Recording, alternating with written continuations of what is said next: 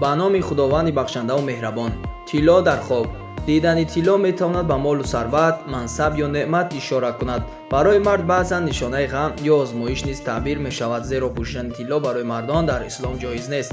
барои зан бештар нишонаи хушбахтӣ, зинат, никоҳ ё фаровонии ризқ аст. тӯҳфа гирифтани тилло расидан ба манфиат ё хабарҳои хуш мебошад. харидани тилло пешрафт дар кор ё беҳ шудани аҳвол аст. гум кардани тилло аз даст додани фурсат ё чизе арзишманд мебошад. ёфтани тилло ба даст овардани ризқ ё имконияти нав аст. тиллои шикаста ихтилоф ё ташвиш мебошад. нухра дар хоб. нухра одатан рамзи покӣ, имон, ризқи ҳалол ва ахлоқи нек аст. дидани нухра баракат ва некӣ. ангуштарини нухра обрӯ, қудрат ё издивоҷ аст.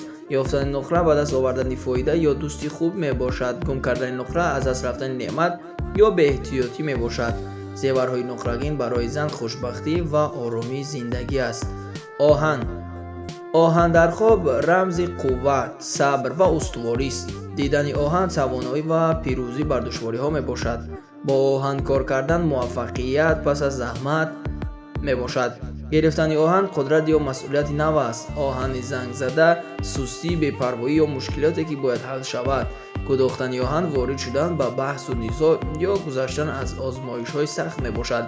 агар шумо дилхоҳ металлро дар хоб дидед, онро бо ҷузъиёташ дар комментария нависед.